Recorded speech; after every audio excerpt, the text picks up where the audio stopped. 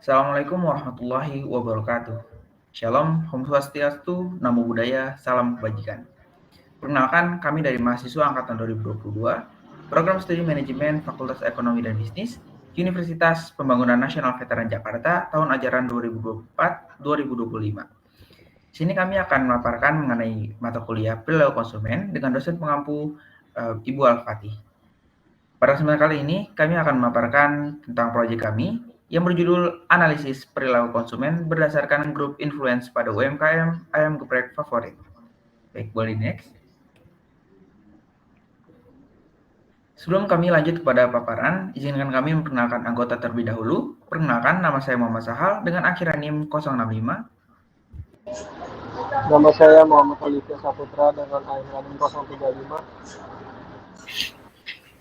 Nama saya Rashid Hafiz Harin Lubis dengan akhiran NIM 045. Nama saya Andika Syauki dengan akhiran NIM 077. Nama saya Nur Aifat Harini dengan NIM akhir 251. Nama saya Kamelia Hana Sabidah dengan NIM akhir 131. Nama saya Randy Alfiansa dengan akhiran NIM 081. Nama saya Naila Zafira Dinti dengan NIM akhir 237.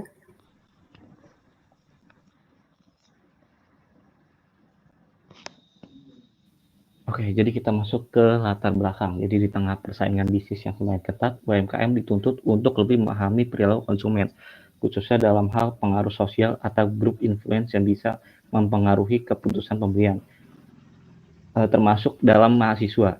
Seringkali tidak membuat keputusan secara murni rasional. Banyak dari mereka justru terpengaruh dari teman, keluarga, komunitas, atau juga tren yang sedang ramai dibicarakan.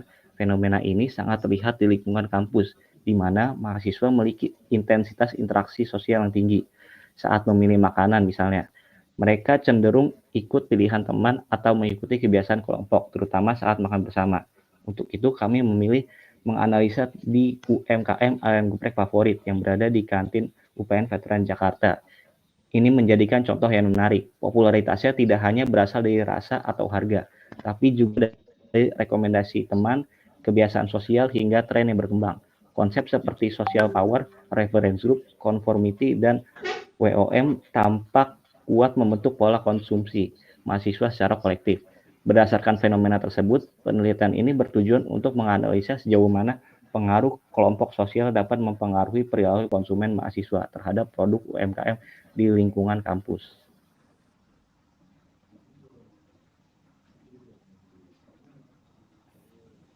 Oke, di sini ada manfaat. Jadi manfaat teoritis ini memberikan kontribusi bagi pengembangan ilmu perilaku konsumen, khususnya terkait pengaruh sosial dan keputusan pembelian di lingkungan kampus. Untuk manfaat praktis bagi UMKM itu bisa jadi masukan strategi pemasaran berbasis komunitas dan pengaruh sosial mahasiswa. Dan bagi konsumen bisa menambahkan pemahaman bahwa keputusan pembelian dipengaruhi oleh lingkungan sosial. Dan untuk bagi peneliti selanjutnya sebagai referensi untuk studi lanjutan mengenai perilaku konsumen dan pemasaran sosial.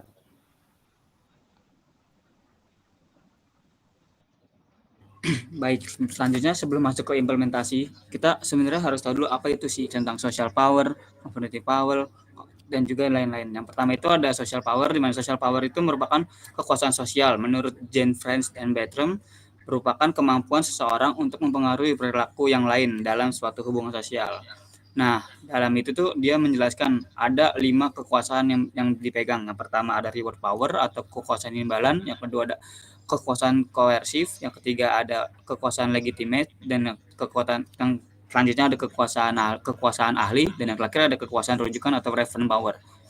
Selanjutnya ada reference group, di mana reference group adalah grup rujukan merupakan salah satu dari 5 basis kekuatan yang ada di social power, yaitu tentang grup yang memiliki kekuasaan untuk mempengaruhi perilaku dalam membeli. Dalam konteks perilaku konsumen, reference power memainkan peran yang sangat penting, terutama dalam membentuk preferensi, sikap, dan keputusan untuk pembelian. Selanjutnya ada conformity, di mana menurut Sashi et al., Myers menentukan bahwa konformitas ini sebagai salah satu dari bentuk keyakinan individu dan perubahan perilaku agar sesuai dengan individu karena takut adanya tekanan dari lain hal. Yang terakhir ada brand community, di mana brand community adalah komunitas yang terbentuk secara sosial di antara konsumen yang memiliki kekaguman terhadap suatu merek.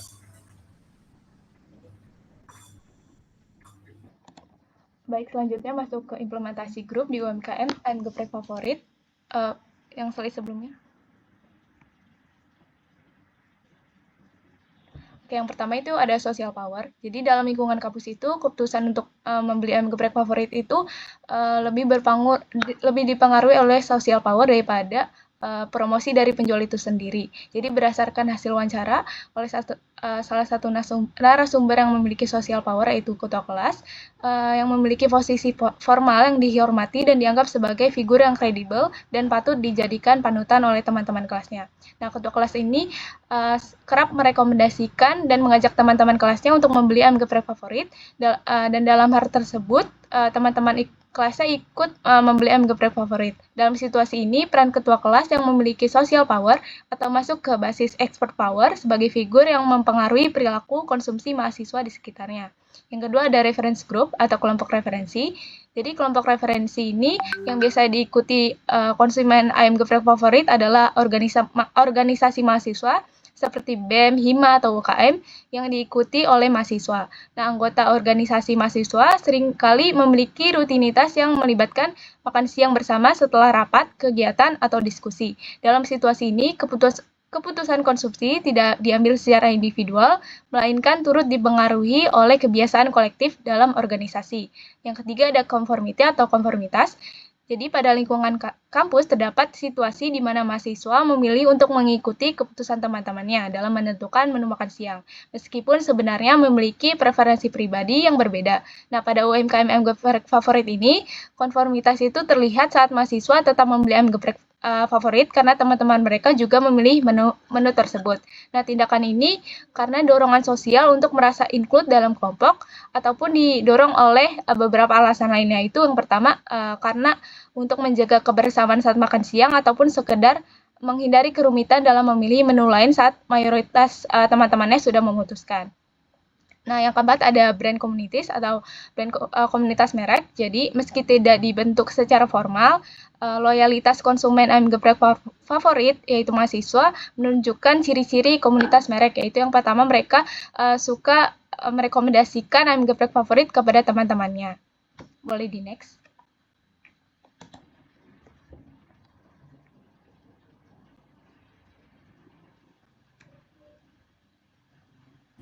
Baik, yang selanjutnya ada tentang group influence. Sebelumnya apa sih itu group influence? Di mana group influence ada collective decision making, di mana pengambilan keputusan kolektif merupakan proses di mana keputusan pembelian tidak dibuat secara individual, melainkan dilakukan oleh sekelompok orang atau unit yang terlibat langsung maupun tidak langsung dalam proses tersebut. Dalam konteks organisasi, group influence itu ada melibatkan yang pertama yaitu influencer atau pengaruh, orang yang memberi pengaruh terhadap itu. Yang kedua ada inisiator, di mana orang yang mempunyai ide atau gagasan untuk membeli suatu barang itu. Yang selanjutnya ada gatekeeper atau pengendali informasi, di mana orang yang memiliki informasi lebih tentang produk yang akan dibeli.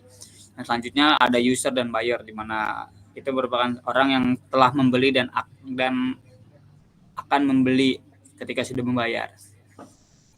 Selanjutnya ada B2B decision making, di mana pengambilan keputusan dalam konteks business to business memiliki ciri khas berbeda dibandingkan dengan pasar konsumen, di mana pasar B2B itu pembelian dilakukan dengan untuk konsumsi pribadi atau melainkan tidak untuk konsumsi pribadi, melainkan untuk business to business. Yang terakhir ada tentang type of organizational buying decision, di mana dalam konteks pemasaran industri dan perilaku pembelian organisasi itu type keputusan pembelian itu dibagi menjadi 3. Yang pertama ada tentang new test. New test itu di mana pembelian yang dilakukan untuk pertama kalinya. Yang kedua ada strike rebuy, di mana strike rebuy itu merupakan pembelian berulang atau order lagi dengan tanpa ada modifikasi dan lain-lainnya. Yang terakhir ada modified rebuy, di mana modified rebuy itu melakukan pembelian yang melakukan modify tentang ada apa sih menu-menu lain dari ini, tapi kita tetap memutuskan untuk membeli suatu produk itu.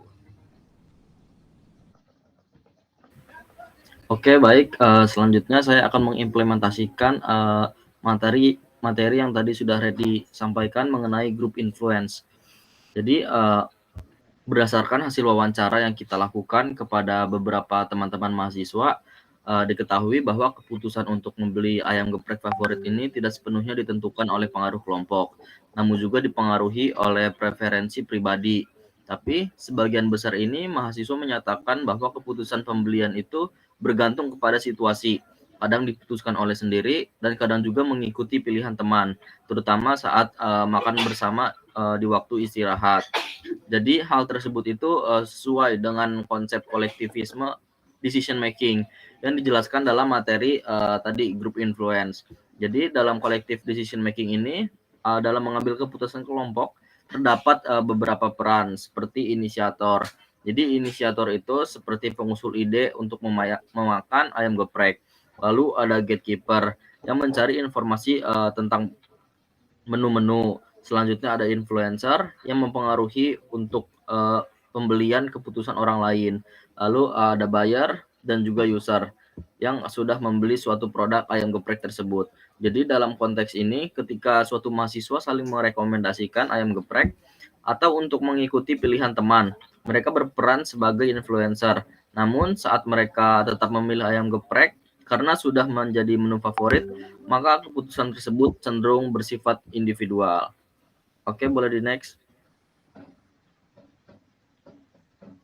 Selanjutnya ada relevansi dengan keputusan pembelian organisasi atau B2B. Jadi walaupun pembelian ayam geprek oleh mahasiswa ini bagian dari perilaku konsumen, individu, atau bisa disebut B2C, jadi konsep dari B2B decision making ini tetap relevan untuk digunakan memahami pola keputusan yang melibatkan pertimbangan rasional dan juga kolaboratif. Seperti dalam pembelian organisasi, keputusan mahasiswa seringkali tidak impulsif dan melibatkan perbandingan menu terlebih dahulu sebelum memilih ayam geprek. Jadi hal tersebut itu mencerminkan ciri khas B2B buying behavior yang cenderung rasional dan rencana. Lalu jika dilihat dari kategori types of organizational buying decision, maka kebiasaan mahasiswa tadi yang membeli ayam geprek favorit ini dapat dikategorikan sebagai strike rebuy dan juga modified rebuy. Jadi strike rebuy ini terjadi pada mahasiswa yang selalu membeli ayam geprek tanpa pertimbangan ulang karena mereka ini sudah menjadi pilihan yang tetap, repeat order. Lalu selanjutnya ada modified rebuy yang terjadi pada mahasiswa untuk mempertimbangkan menu terlebih dahulu. Namun pada akhirnya tetap memilih ayam geprek favorit ini karena sudah dikenal dari segi tadi perbandingan segi rasa, segi harga, dan juga segi porsinya. Dengan demikian, keputusan mahasiswa dalam membeli ayam geprek favorit ini menunjukkan perpaduan antara influensi kelompok, preferensi individu, dan juga proses pengambilan keputusan berulang yang serupa dengan proses pembelian dalam organisasi. Oke, boleh di next.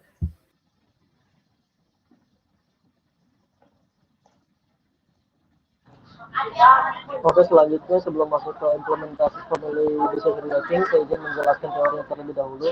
Family decision making merupakan proses pengambilan keputusan bersama dalam keluarga, di mana tiap anggota itu bisa berperan sebagai pengusul, memberi pengaruh atau mengambil keputusan tergantung situasi dan jenis produknya. Proses ini dipengaruhi oleh faktor seperti peran gender, jumlah anggota keluarga, usia anak, dan juga kondisi ekonomi. Karena adanya perbedaan kepentingan, keputusan itu dibuat melalui diskusi ataupun kompromi. Tahapan itu bisa dimulai dari mengenali masalah hingga mengevaluasi setelah pembelian. Dalam keluarga modern biasanya proses ini lebih terbuka dan kolaboratif, dan didukung teknologi juga untuk mencari informasi, membandingkan harga, dan membaca ulasan sebelum memilih suatu produk dan membelinya.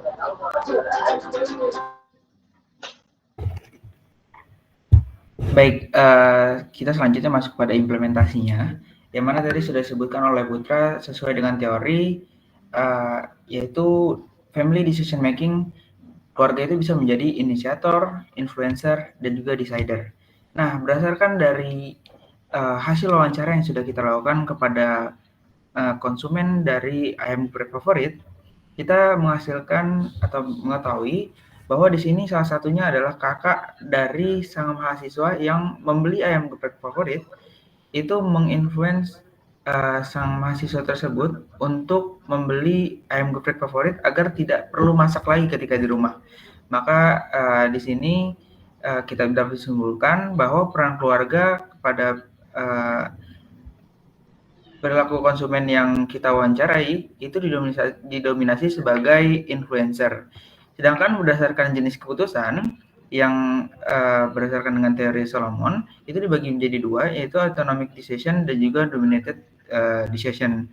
Yang mana pada hasil wawancara kami bahwa didominasi oleh dominated decision, yang mana pembelian dipengaruhi anggota keluarga lainnya, yang mana contohnya sang mahasiswa dipengaruhi oleh kakak dari mahasiswa itu sendiri untuk membeli ayam geprek favorit. Baik, boleh di next.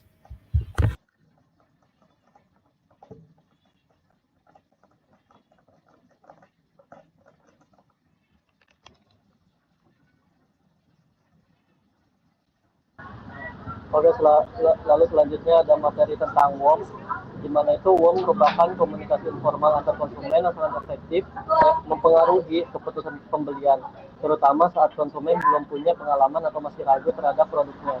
WOM itu kuat karena datang dari orang yang dipercaya seperti teman atau keluarga yang dianggap lebih jujur dibandingkan dengan iklan. Komunikasi ini penting untuk produk baru, rumit, dan beresiko tinggi karena konsumen lebih percaya pada pengalaman orang lain. Sekarang juga WOM juga muncul dalam bentuk digital atau e-WOM lewat media sosial dan platform online seperti Instagram, YouTube, Shopee, dan Tokopedia yang membuat informasi produk bisa menyebar lebih cepat dan lebih luas jangkauannya. Lalu selanjutnya ada negatif WOM. Negatif WOM itu merupakan penyebaran pengalaman buruk konsumen tentang produk atau layanan yang bisa merusak citra dan kepercayaan terhadap merek. Dampaknya lebih besar dari WOM positif karena sering disertai emosi seperti kecewa atau marah. Dan juga sekarang udah ada e-WOM negatif, yaitu bisa menyebar lebih cepat lewat media sosial dan ulasan online. Konsumen biasanya juga membagikan pengalaman buruk untuk memperingatkan orang lain yang bisa menurunkan citra merek, loyalitas, bahkan penjualan. Karena itu perusahaan perlu merespon dengan cepat, memberikan layanan keluhan yang baik, dan juga segera melakukan perbaikan dan bersikap terbuka agar hubungan dengan pelanggan itu tetap terjaga. Oke, selanjutnya saya akan menjelaskan mengenai implementasi word of mouth communication di UMKM ayam geprek favorit. Jadi yang pertama, WOM communication terbukti sangat penting dalam menarik minat awal pembeli, terutama ketika konsumen belum mengenal produk secara langsung. Dari hasil wawancara yang sudah kami lakukan, mayoritas pelanggan ayam geprek favorit mengetahui usaha ini dari rekomendasi teman. Informasi yang disebarkan biasanya terkait rasa yang enak, harga yang terjangkau, dan juga porsi yang besar. Hal tersebut membuat calon konsumen tertarik mencoba, dan setelah itu mereka pun turut merekomendasikannya ke orang lain. Lalu yang kedua yaitu negatif WOM. Negatif WOM memang dapat mempengaruhi citra produk. Namun dalam studi kasus konsumen ayam geprek favorit, responden menyatakan bahwa mereka tidak terlalu terpengaruh oleh komentar negatif. Hal ini karena konsumen lebih menilai makanan berdasarkan pengalaman pribadi, bukan dari opini orang lain. Sehingga pengalaman langsung memiliki pengaruh yang lebih kuat dibandingkan dengan komentar dari orang lain. Jadi meskipun terdapat komentar negatif, selama konsumen merasa puas dengan pengalaman mereka, citra positif ayam geprek favorit akan tetap terjaga.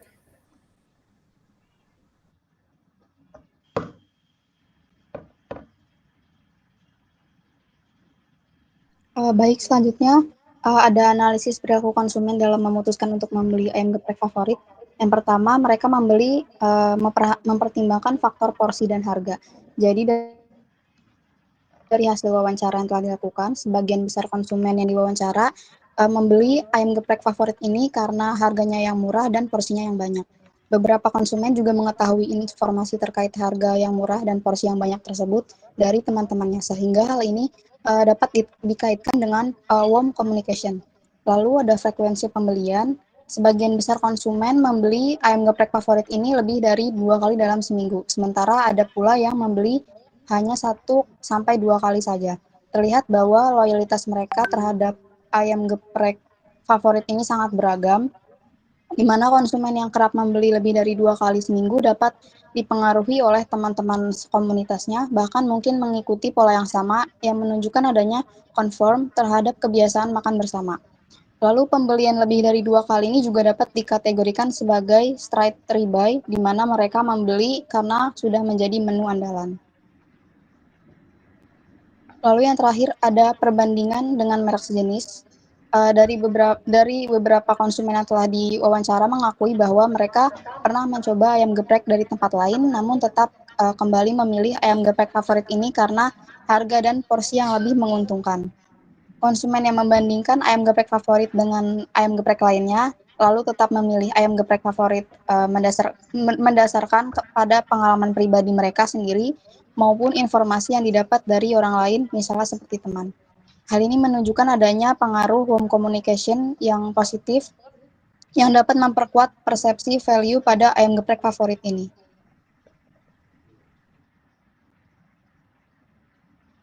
Oke, untuk kesimpulannya, jadi perilaku konsumsi mahasiswa terhadap UMKM ayam geprek favorit dipengaruhi secara kuat oleh faktor sosial seperti rekomendasi teman, kebiasaan makan bersama, dan kecenderungan menyesuaikan diri dengan kelompok. Di lingkungan kampus yang penuh interaksi sosial, keputusan pembelian sering diambil secara kolektif dan berulang, mencerminkan kuatnya grup influence. WOM menjadi faktor utama dalam menarik peminat beli karena dianggap lebih terpercaya dibandingkan dengan promosi formal. Meskipun tidak dominan, pengaruh keluarga tetap muncul dalam pengaruh keputusan konsumsi.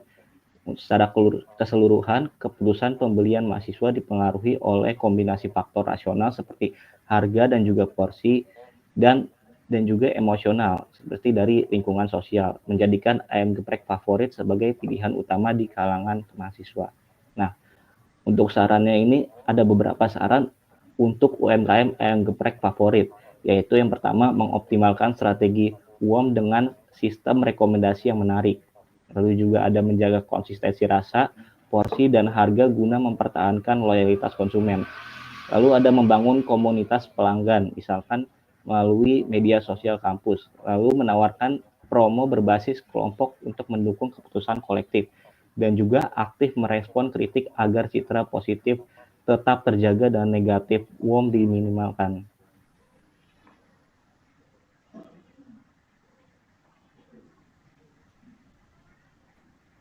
Oke, mungkin itu saya dari kelompok kami. Kurang dan lebihnya mohon maaf. Wassalamualaikum.